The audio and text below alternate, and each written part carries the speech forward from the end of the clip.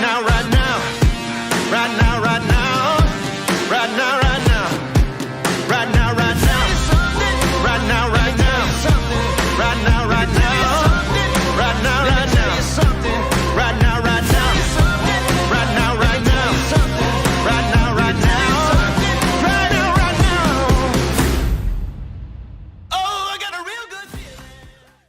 We try to bring you high-quality educational and informational content every single day. Why do you think the price is having such an anemic time? The news story of the hour. Jump onto the chart. Is this the beginning of a massive financial unraveling? We got to add a little addendum to the show map today, and so we start here on the daily. Now, we've been looking at the RSI on Bitcoin's daily chart for the last several days. It always has been, but it's been increasing over the last 50 years since the war.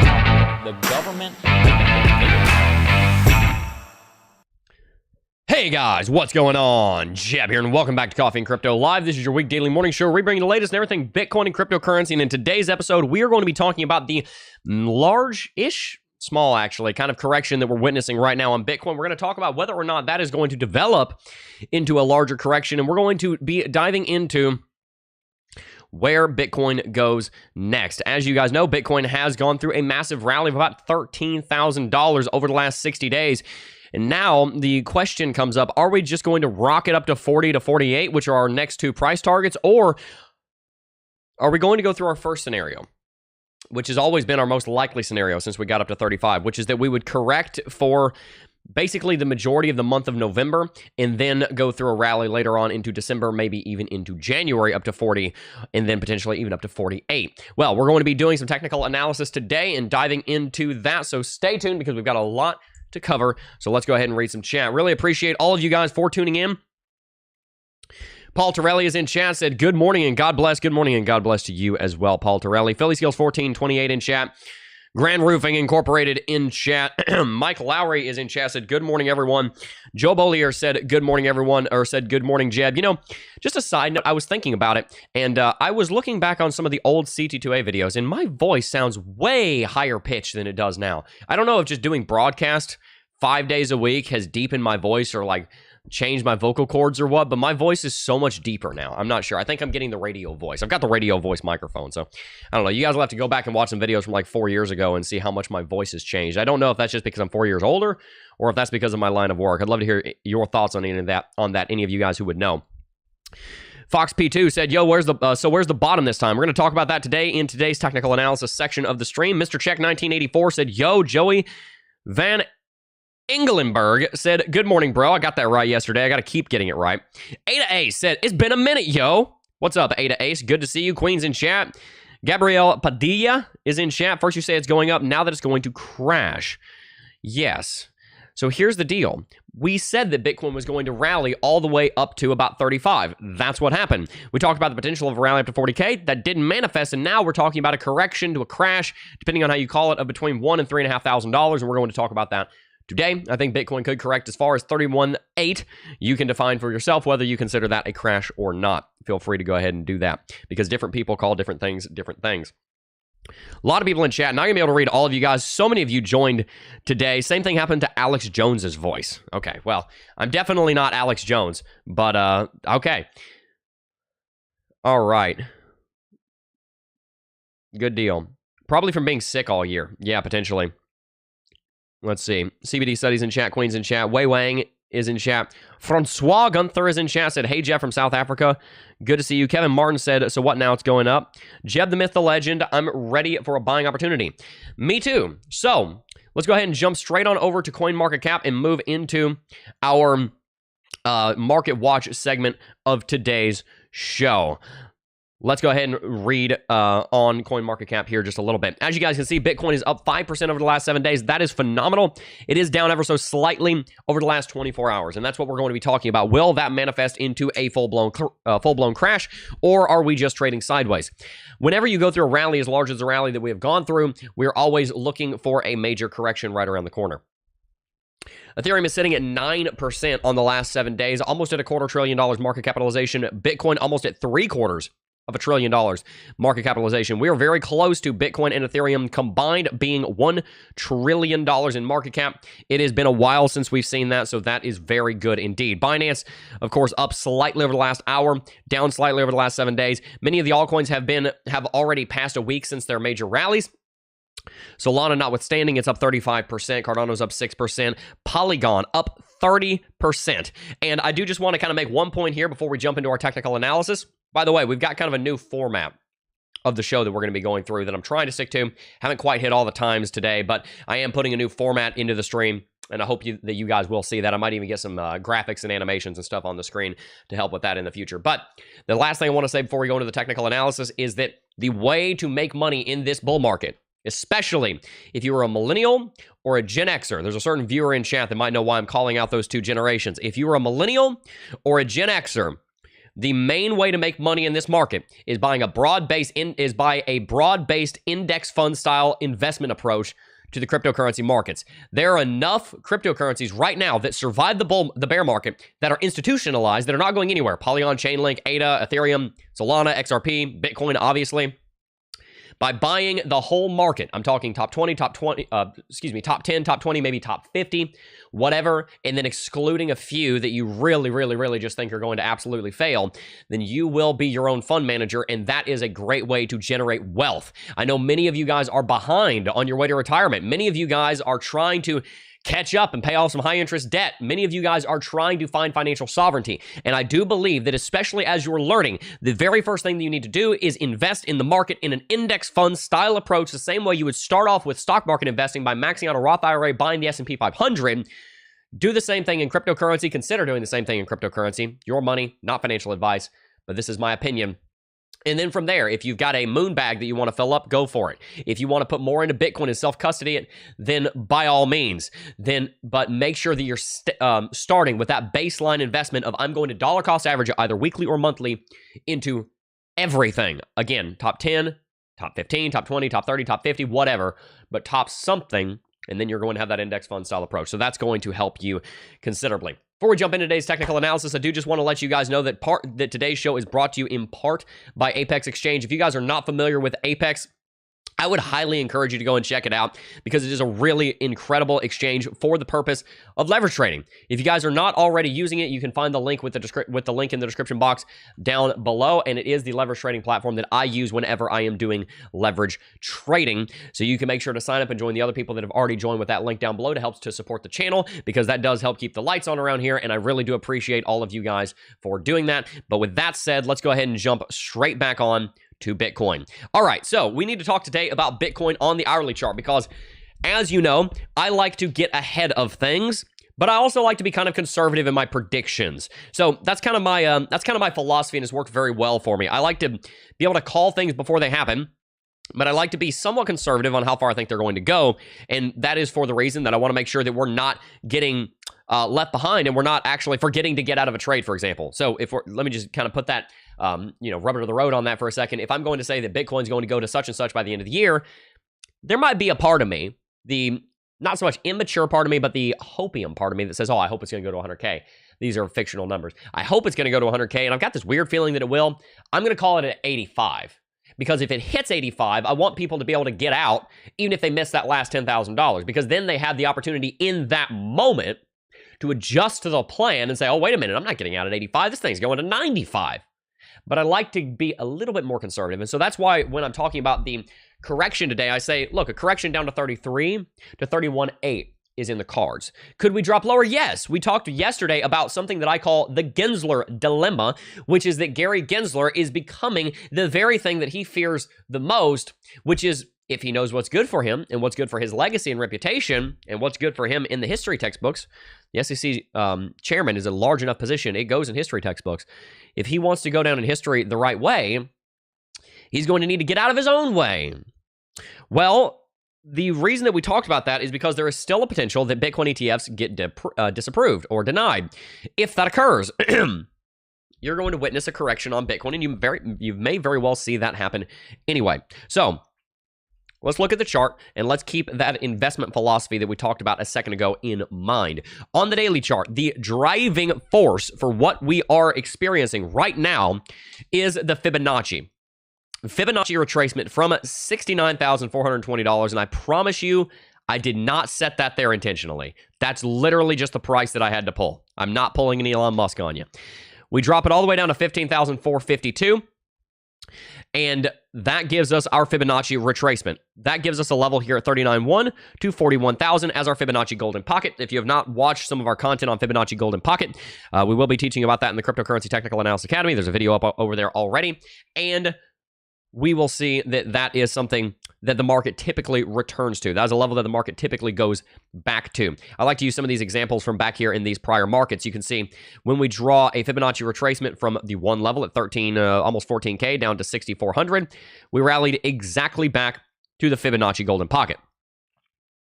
And so sometimes we need to pay, or not sometimes, but we always need to pay very close attention to the Fibonacci golden pocket. We are close to it. So the question now basically comes down to, are we going to have a correction down to our next level of support, down around 33, or are we just going to rally all the way up to the golden pocket now?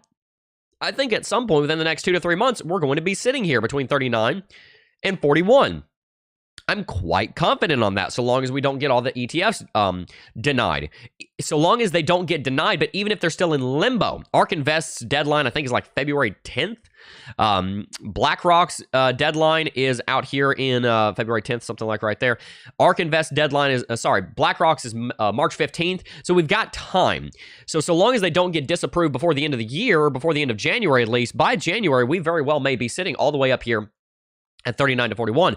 But the question now becomes, how do we get there? And that's where our analysis has to come in today. The technical factors that are concerning me and leading me to that language of a potential crash, and again, if you want to call a $1,000 to $3,500 correction a crash, then go for it. If you don't, that's fine. We could sit here and mince words all day. The point is, a correction, a movement to the downside, is something that is starting to look more likely. You can see that we have higher highs here, but we also have lower highs here on RSI. That is bearish RSI divergence and is quite often a very bearish factor to consider in the cryptocurrency market. Very often the market is going to go through a correction whenever you witness that bearish RSI divergence. Same thing with MACD. MACD is now bearish, and it has crossed bearish, and that's something that we're going to want to pay very close attention to as well. Both of those factors indicating that a new correction could be forming. And just a spot check, guys. A lot of times, one of the most basic forms of technical analysis is just looking at the dang chart and seeing what it's telling you. Sometimes we men, and I'm speaking specifically to the men here, the 3 women that are watching the stream will be able to say yes and amen to this, but I know that 95.4% of our audience is male, so I'm going to speak to all the husbands real quick. Sometimes you do need to try and figure out, man, what is my wife trying to say here? Man, I really need to analyze this and really dig deep into this and really like get into her psyche and figure out what she's thinking. And sometimes you just need to shut up and look at her, and you can see it written all over her face. And that's kind of the position that we're in right now with Bitcoin. We do want to, dig down deep in here and do the analysis, but sometimes the answer's right here. Just look at the chart. Just look at it. Fly without instruments for a second. Has anybody ever been certified as a pilot to fly with no instrumentation, or to fly just by instrumentation? That's kind of what we're looking at right now. Not without instrumentation, with only instrumentation. Let's look at just the market right here. It's a correction. This is the largest correction that we've seen so far since this. The last time we saw a correction that looked anything like this was back here. Let's just make that plain and simple. We have not seen this since then. Technical analysis does not have to be crazy complicated. Yes, it is crazy complicated sometimes, and that's part of the fun of it. But sometimes it's just as simple as looking at the thing and saying, that's what it's telling us. Sometimes it is as simple as simple. And right now there's a correction forming, and our question of the day is that correction a correction like this one? Or like this one, which is just a descending bear flag breaking the trend, and, just a descending bull flag breaking the uptrend for a moment, taking a consolidation, rallying us further to the upside. That's that second and what I call the less likely scenario. Or is it the beginning of a new correction that will bring us down to 35, 34, 33, 31, 32, 32, 31 for a time, and then we rally from there? Which is it? Are we looking at a correction like this? Or are we looking at a correction, something a little bit more like this? Hopefully that makes sense. Hopefully that makes as much sense as it can. And that's kind of the question for today's stream. Is this a short-term correction that is actually nothing more than a bull flag that will lead us higher? Or is this a corrective movement that is starting a new downtrend. Well, let's go ahead and look at the analysis on some of these former rallies right here. You can see that in these rallies, there were small corrective movements that ended up leading to larger rallies. We did not see bearish RSI divergence. You can see that there was a continuation of the highs. They were all pointing in the same direction, higher highs, higher lows on both the chart and the RSI. I understand what you're going to say. Some of the analysts here, well, wait a second, Jeb, you're drawing from two different highs. You need to draw from the same high. Right, of course. So we look here, higher high, higher high. No bearish RSI divergence behind that. Over here, there's a lower high, but there's also a lower high on RSI. So no RSI divergence there, none to be spotted. The only time that we see RSI divergence is right here. Downtrend on the price action, uptrend on the RSI. So in this period of the market, we're looking at bullish RSI divergence moving us to the upside. So we're not seeing, when we see the RSI divergence, that's when it's an actual real trend reversal. There was not RSI divergence in these two instances, and so they were not real trend reversals. We continue moving to the upside. In this case, there was true RSI divergence, bullish RSI divergence, and we did actually have a trend reversal. So what we can glean from that is, at least in this period of the market, RSI divergence, or the lack thereof, dictates whether or not it is a true trend reversal. At this point in time, we are seeing a very large bout of RSI divergence, not on the last couple of days, but over the course of the last couple of weeks. And so we need to pay very close attention to that, because that RSI divergence is very difficult to ignore. We see the same thing happening over here at this high back here in June and July, when we were seeing those, the XRP case being won by Ripple, and when we saw the BlackRock ETF be announced. We saw real, actual RSI divergence at the tops. Same thing we're seeing right now. Very similar pattern. Higher highs, as you can see right here. Higher highs, lower highs, lower highs. That's something that we need to watch out for, and something that we need to take seriously. Even coming to this point in the market, we've got higher highs, and we've got ever so slightly lower highs. As we draw out our patterns here, I hope this is becoming painfully obvious, the point that I'm making. You can see every single major high that we have witnessed so far this year has ended with increasing price action, as the market is hoping and speculating and just really, really desiring for a higher movement. And yet, all three times that we've seen rallies this year, we've seen higher highs on the chart, and we've seen lower highs on the RSI, and it has been the end of the rally, not just the beginning of a correction, the end of a rally. So that's where my philosophy of potentially even undershooting intentionally just a little bit, so that we have a better chance of getting a profitable trade or investment opportunity, and so that we are pleasantly surprised oftentimes the short, or you were able to get out early, and if it goes higher on the uptrend, then you're happy because it actually ends up going higher than you predict. So I like to be about anything else. It psychologically sets you up for success. But nevertheless, are we looking at a small correction here? Are we looking at the beginning of a crash down to as low as $28,545? You guys are going to be tempted. I'm going to tell you right now what's going to go on in your head. You're going to be tempted to want to throw me off a rooftop because, Jev, aren't we in a massive rally? Aren't we super excited about ETFs? Yes, we are. But that is speculation. The ETFs are not here, which means that speculation is a fickle thing. We're going to talk a little bit more about the speculative aspect of the ETFs coming up in our fundamental analysis section, because we're going to be talking about the sentiment along with the fundamentals. So let's leave that for a second, and we'll come back to that. Let's just put a pin in the sentiment shifting and how fickle that is with BlackRock ETF and all the other ETFs. But for now, just know sentiment is a fickle thing. So the thing that's been propping up this market is obviously a little bit difficult to sustain because of the nature of what it is. The foundation is built upon something that's fickle, and we know that we want to build our foundation upon something that is a firm rock. So what happens from here?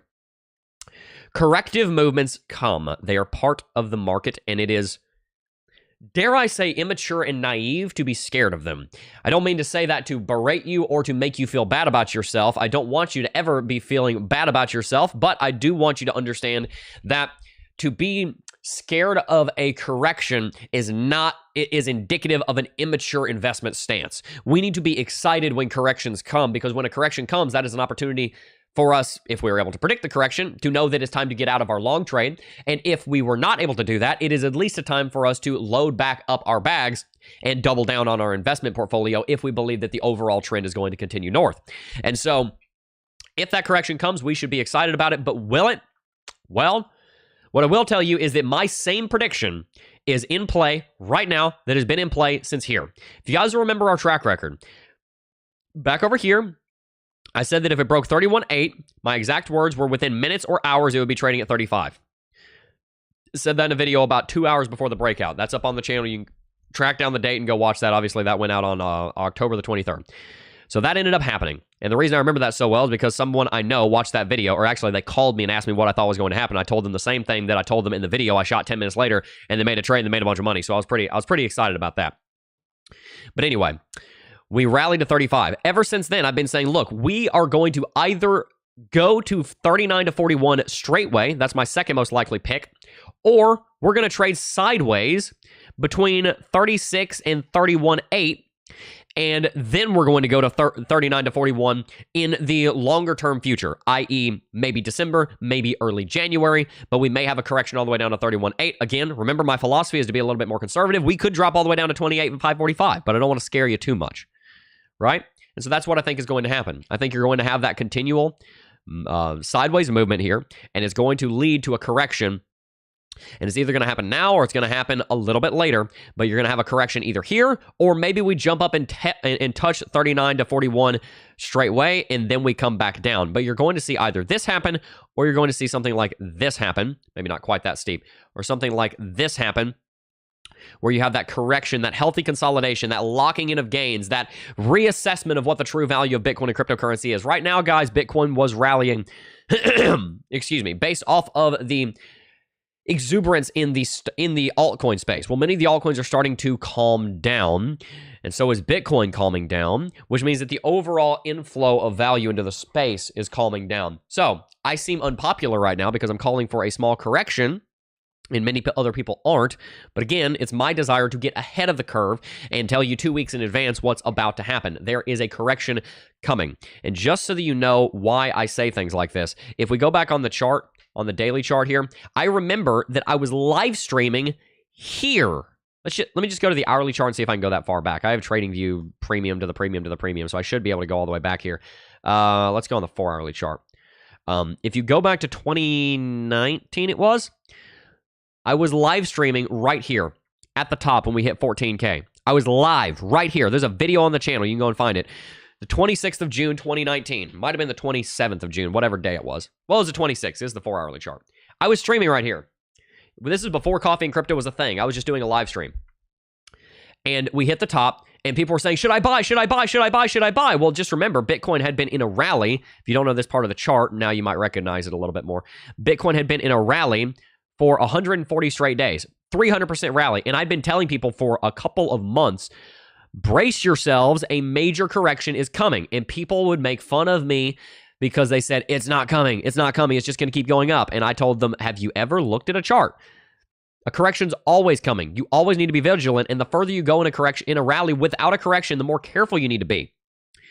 And so I was live right here, and people were literally asking me, should I buy right now? And I was saying, I didn't want to just make the whole chat upset because Bitcoin was just mooning. And everybody was on cloud 9 excited about it to go higher. And I'm just like, I don't know if I do that, man. A correction's going to come at some point. And sure enough, just about as soon as I said it, that's what happened. You can see this candlestick. Bitcoin dropped. This is a 4-hourly candlestick. This actually happened a lot faster. In a 4-hourly candlestick, it actually happened in like 30 minutes. Even less than that. We dropped $2,000, 15% in like an hour at most. And I was live during that. And people at the beginning of the stream were getting on my case saying, oh, Jab, you're saying it's going to correct. How dare you? And I may have been a little bit early on the timing, as sometimes I tend to be. But at least they knew it was coming if they wanted to heed my words. That was 5 years ago. I've learned a lot since then. And believe me, I've watched a lot of corrections. One is coming sometime soon, unless we have another massive bullish catalyst. If we see a huge news event come out, then fine. We'll go through a massive rally. But fundamental changes notwithstanding, Bitcoin is going to have a correction within the next 2 weeks. That is my prediction, and I would not be surprised to see it even sooner.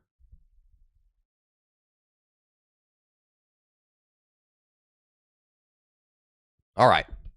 And I know that may be unpopular, but I'm not here to be popular. I'm here to help. So hopefully that helps. All right, let's read a little bit of chat, and then we're going to jump straight back on into it. Yeah, let's see. Am I on pace? I am 6 minutes behind. Okay, well, I have more technical analysis than fundamental analysis anyway. You know, we used to have this show map, and it down to the minute said what we were going to do and when. And I don't know why I got rid of that. It was a really great thing. It was a great thing the team came up with, and so I brought it back. I rebuilt one. So it's I've got it behind the scenes here, kind of guiding what I'm going to talk about and when. And I think and the viewership already seems to be proving that it's working well. All right, let's read some chat. OMAC is in chat. At CryptoJeb, good morning. Good speaking with you yesterday, my friend. Good to see you. I was about to say your name. I don't know if you want your name to be public, so I'll just call you OMAC here. But good to see you, my friend.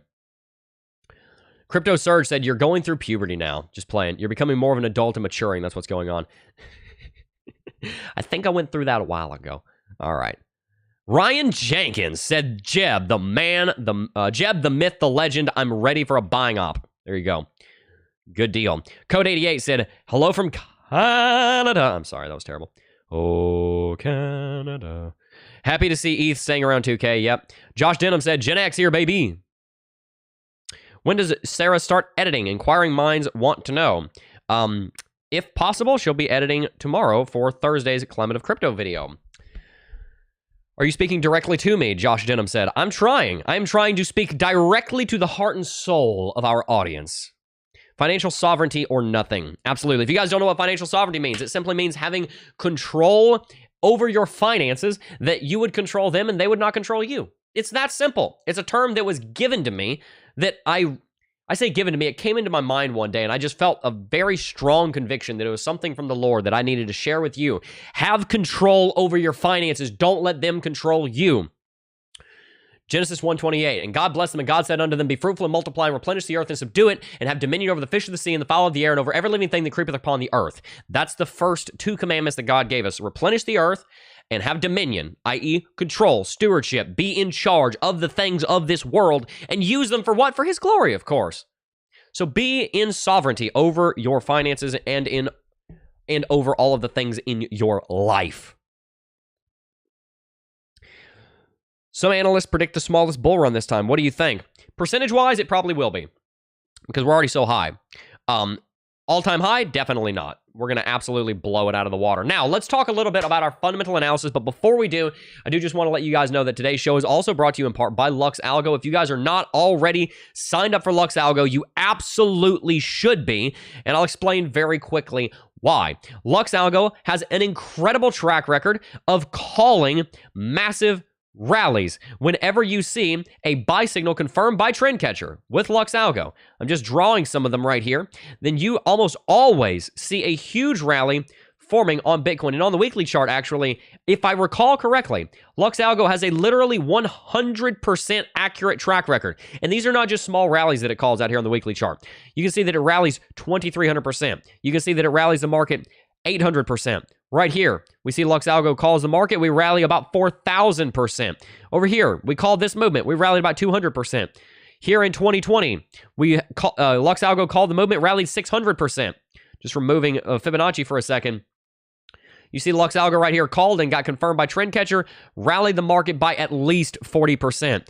And then if you look at this most recent buy signal right here, got confirmed probably somewhere right here around half the way through the candlestick on Monday, March the 13th. We've rallied 57% to date from that. That is every single confirmed Lux Algo buy signal, except a couple of little ones that were weeded out because of various fundamental factors. This one I don't really think is fair because the pandemic came in and crashed even the S&P 500 almost 30%.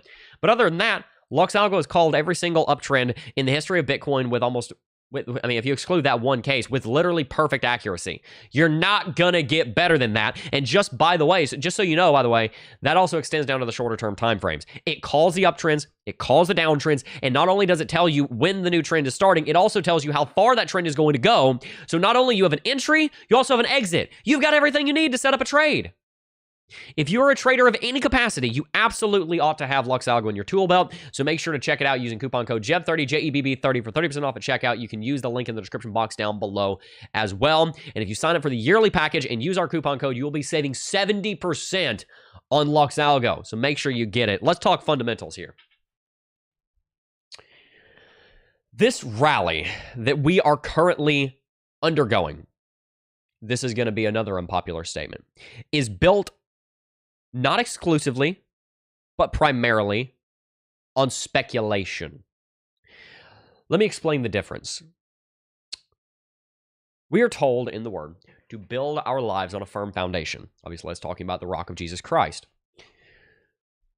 That being said, it's good advice nevertheless. If you build a skyscraper on sand and you don't dig pylons down 40 stories below the ground or however far they go, you know, we're talking hundreds of feet, I'm not sure the exact term there. I say pylons, that you pile drive them down, and they're basically these stilts that the skyscraper sits on. If you've ever seen a skyscraper foundation, just kind of explain this here. This should be helpful, a helpful depiction. They dig these, here's a good thumbnail for it.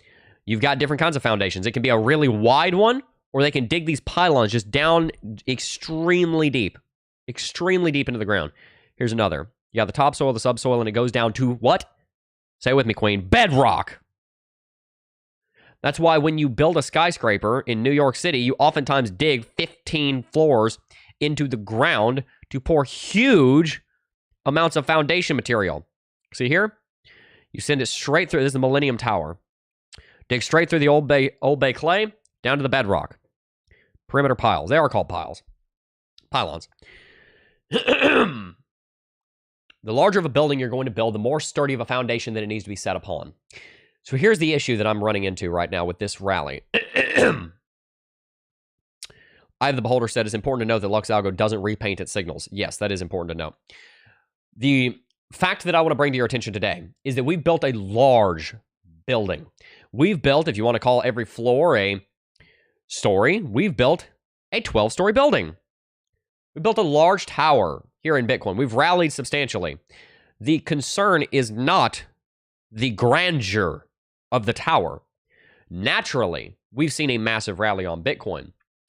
The concern that I bring to you today is the foundation. And it's funny that we talk about this because as we speak, Bitcoin is correcting sharply. I don't know how I do it. God's good to me. Over the last 45 minutes, we're down almost $1,000.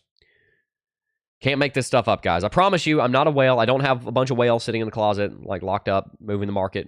Like if I say something, then they move the market. I promise that's not the case. It's technical analysis. I've been doing this for 6 years, guys. The 6th birthday of the channel is 2 days from now. It's this Thursday, by the way. Special announcement coming up on that day.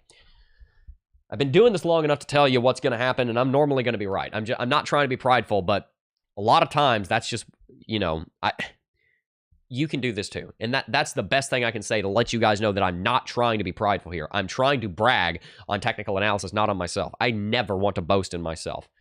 Ever. That is not my goal. Technical analysis and the method with which we analyze this market is so accurate. Is so good. And so if you study it, you can do that too. I am not a savant. I am not some magical dude with some ability to call markets. I've just studied the way that you predict what the market's going to do. And you're going to get it right 60 to 70% of the time if you know what you're doing. And so that's why even when we were going through this rally up to 37,850, I said, look, this was my second prediction. My second most likely scenario was a rally up to 39 to 41. We didn't get there. I continued to state that my number one prediction, even at 38, my number one prediction was a correction down to the mid to low 30s. As we speak, we're going through that correction. Back to the analogy. The larger of a tower you build, the larger and deeper of foundations you need. What is the foundation material of this rally? Why did we rally here in the first place? How did we get from 25 to 37,850? How did it happen? Speculation. That is about as good a foundation material as sand. So I'm very excited that we've rallied up here. And if you stick a giant hot air balloon on top of your building, sure, you might be able to float it pretty far in the sky. But if something pops that balloon, the whole thing comes crashing down, literally. And so I'm not here to spread FUD. It is not my intention to freak you out and make you think that we're about to go through a massive crash back down to 25. I don't think that's going to happen. I think a good portion of the rally that has occurred is going to stick around because it's not just Bitcoin that's rallied. It's also the altcoins that have rallied. There's no ETF coming for the altcoins. There was something coming for Ethereum, but Ethereum, quite frankly, has not rallied as much as we thought it would. The altcoins rallying as much as they have given this kind of buoyancy, and Bitcoin will probably stay above 30 at this point. pretty much it'll almost certainly stay above 30 at this point.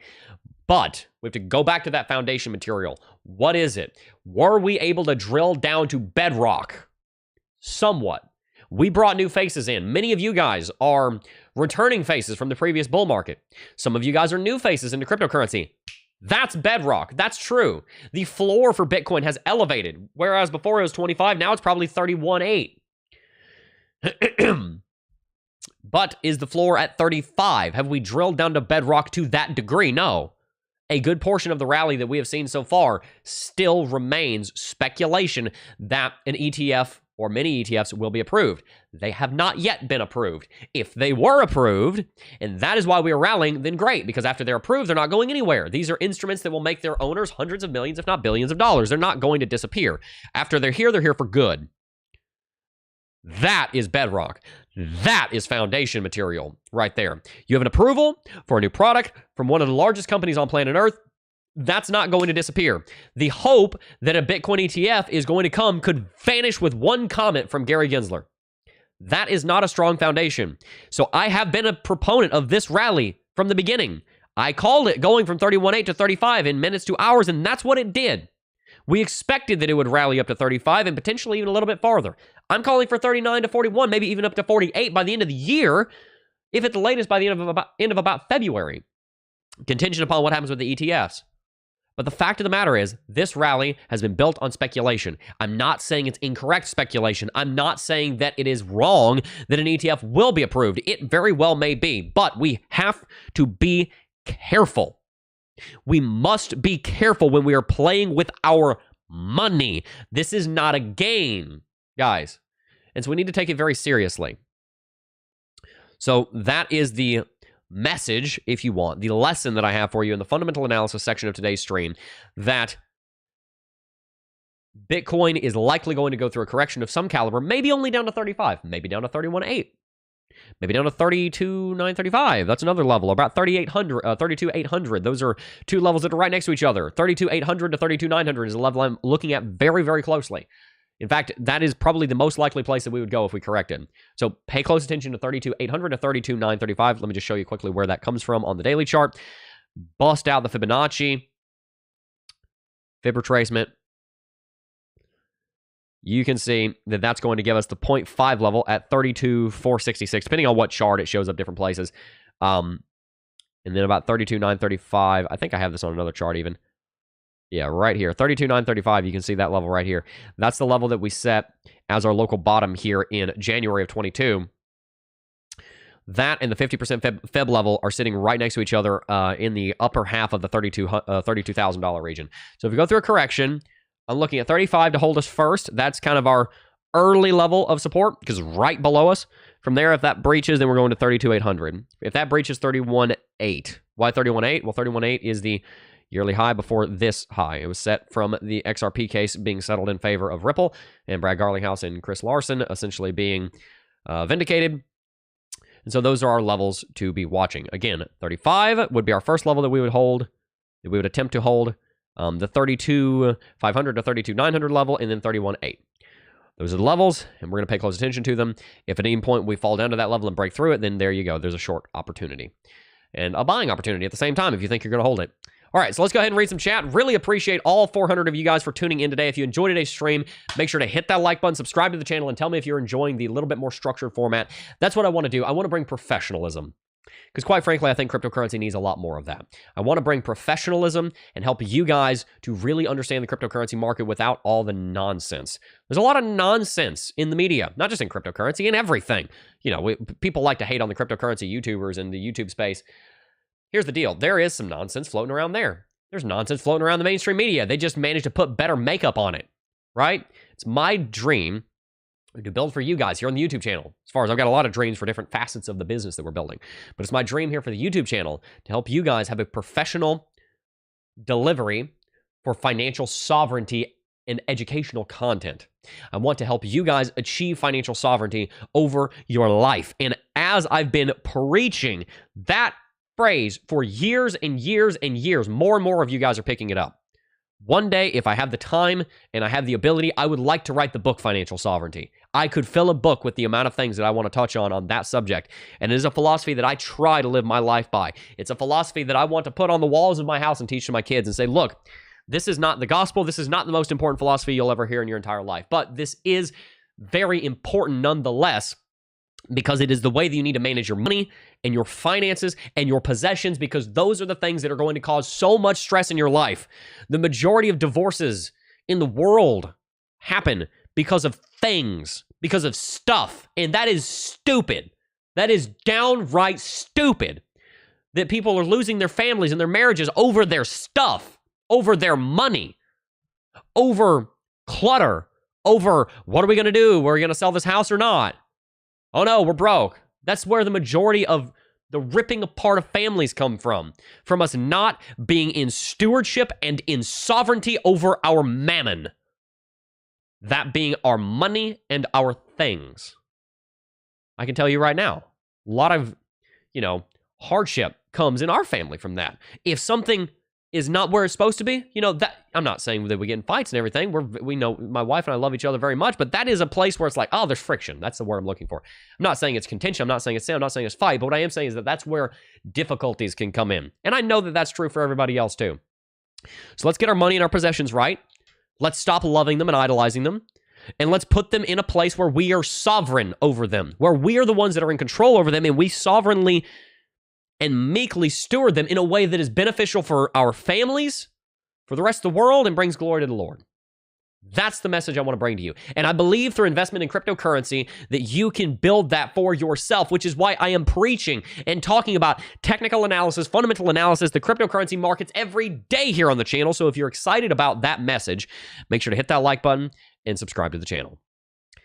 Let's read some chat. Crypto Cowboy, Jeb is the man with the master plan. That's the guy upstairs. I'm just taking marching orders. All right. Crypto Surge said, smash the likes. Thank you very much, guys. Yes, smash the likes. John Doe said, crypto YouTubers won't talk about moving risky speculation bets being moved to guaranteed investment rarely. Yes, that is, I think I know what you're saying, John Doe. No, that's a good point. If you make a bunch of money in a trade on Bitcoin or on Ethereum or something, take some of the profits, go slam that sucker straight into the stock market. Go slam that sucker straight into your savings account that's getting 5%. Go pay off some debt. Go do something that is guaranteed. Go for it. That's a great idea. And come the top of the bull market, I am going to do a much better job than I did last time of saying, look, guys, the top is here. Take some profits. I did not take enough profits last top. I will be very vulnerable and honest about that. I did not take enough profits. Why? I don't know. I just didn't. And I should have. And it was stupid. It was a stupid decision. And as I just told my family before I went on stream, making a mistake once is educational. Making a mistake twice is foolishness. And I don't intend to be the fool again. So we're going to continue to learn and grow together and move together towards financial sovereignty. Crypto Surge, you got it backwards. I think you meant to say, yo, Sarah's the woman and Jeb is a lucky man. That's what you meant to say. I did say that, right? Sarah's the woman and Jeb's the lucky man. Yes, exactly. Crypto Cowboy said, good work as always. Thank you very much. I have the beholders in chat. Diane11CA said, it's marriage. Yes, exactly. So let's set our lives up in a way, our lives up in a way that we're not going to be fighting over our stuff and over our money, right? As a Christian, I know that there are two things that I must do in just about every single situation in life. And that is number one, and this is the most important, I must trust the Lord when I am presented with temptation. James 1:20 said, blessed is the man that endureth temptation to the end, right? I think it's James 1:20. No, I'm sorry. James 1:20 is, for the wrath of man worketh not the righteousness of God. That's James 1:20, but it's James 1:26, I think. Blessed is the man that endureth temptation to the end, or woman, what the second thing that we need to do is we need to not put ourselves in those tempting situations. We need to not be in a situation where we're tempted to argue or fight or get into disagreements or bicker about money or stuff or clutter or things. By being sovereign over our things, we need to put the work in and put our axe to the grindstone and put our life in a position that is not going to rip our family apart. That's what I'm trying to do in my life, with my business, with our possessions, continuing to grow our finances, that we have security in those. Again, our hope is ultimately in the Lord, but that's not a bad thing to try and put your finances in a wise position. Righteous is the man that does that, the woman that does that. But what I will tell you is that if we put our finances and our things in a position that is conducive to growth, we're going to be better off. What is this? This says in Proverbs 31. I'm going to read this and then we're going to wrap it out. Let's see. Right. Proverbs 31:11. The heart of her husband doth safely trust in her, so that he shall have no need of spoil. I think that goes both ways. You know, we should be good husbands and wives to each other so that our husbands and wives don't have any need of spoil. They're not losing things. They're not lacking, and they're not missing out on gain and opportunity because of each other and because of where we are.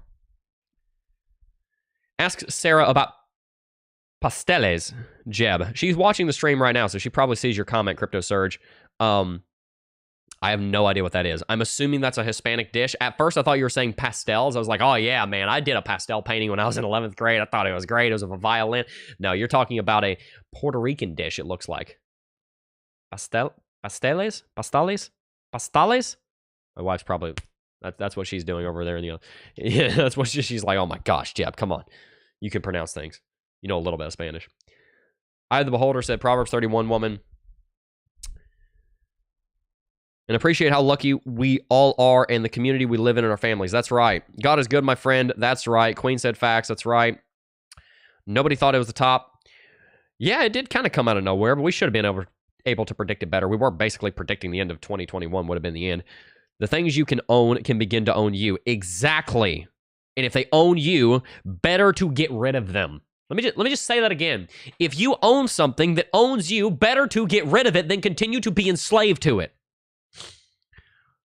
That just got rid of almost all of your cars that you have payments on right now, by the way, didn't it? Right? Better to get rid of it than for it to own you. Do me a favor. You know what? This is how much this is important to me. There's supposed to be an ad break right here. 3 ad breaks in one show. That's 3 minutes in 45 minutes of just, pitching something that I firmly believe in to help the channel grow. I don't think that's wrong. I'm going to use the last ad break here to let you know that today's stream is brought to you in part by financial sovereignty. The reason that I care so very much about financial sovereignty is because it is the philosophy that our family is trying to refine and live and grow through, that we would be the ones sovereignly in control, in charge, with meekness, not with pride and grandeur and hatred. And, we're not trying to be dictators or despots here, but with meekness, that we would be in control of our money, our finances, our possessions, that they would serve us, that we, through having them serving us, could serve the Lord with them. What I want you to do today, my call to action to you today, on this 3rd ad break, again, I'm using an ad break for this because this is so important for me. Use that word. Use that phrase. I want that to go viral. I want to see that phrase, financial sovereignty, everywhere. Don't use my name. I don't care for getting the credit for being the one that popularized that. Well, I do not care a lick. I just want that word in the conversation. Because the only way, and this is why, the only way that you build financial sovereignty in your life is by following what God says for your life. That phrase is directly defined by the Bible. And God blessed them, and God said unto them, be fruitful and multiply and replenish the earth and subdue it. Subdue it. But how do we inherit the earth? Well, blessed are the meek, for they shall inherit the earth. Matthew 5:3, I think it is. Those 2 verses. With meekness, subdue the earth. That's financial sovereignty. There's your biblical definition. It's a great opportunity to preach the gospel. Hey, look, the gospel is more important than money. Absolutely. The beginning of all evil comes from the love of money, right? Just go out and use that phrase. Tell people about it and help them. Because I've used that phrase. I have come to people individually and said, hey, look, I believe in this. I think that this could help you. And it has. And I've watched it help people. Why? Because God's word in action. So for the Christians watching, if you're not a Christian, that's fine. We'll shut up in here in just a second. If you're a Christian, go use that and go tell people. And if you're not a Christian, you can still use the phrase. You still just say, hey, be in control of your stuff, right? Go use that phrase. It helps people. It helps people. You can teach somebody a philosophy, and that philosophy will guide the rest of their actions for the rest of their life if they latch onto it. That's how you can help people just about more than anything, is by teaching them something. So please, go use that phrase and help people. All right. If you enjoyed today's stream, please feel free to hit that like button, subscribe to the channel, hit that post notification bell, and make sure to stay tuned because we got more content coming. I am going to go ahead and wrap it out. Before I do just first want to thank each and every single last one of you for watching, as always, and I will see you guys in the next video. Peace. Oh, I got a real good feeling.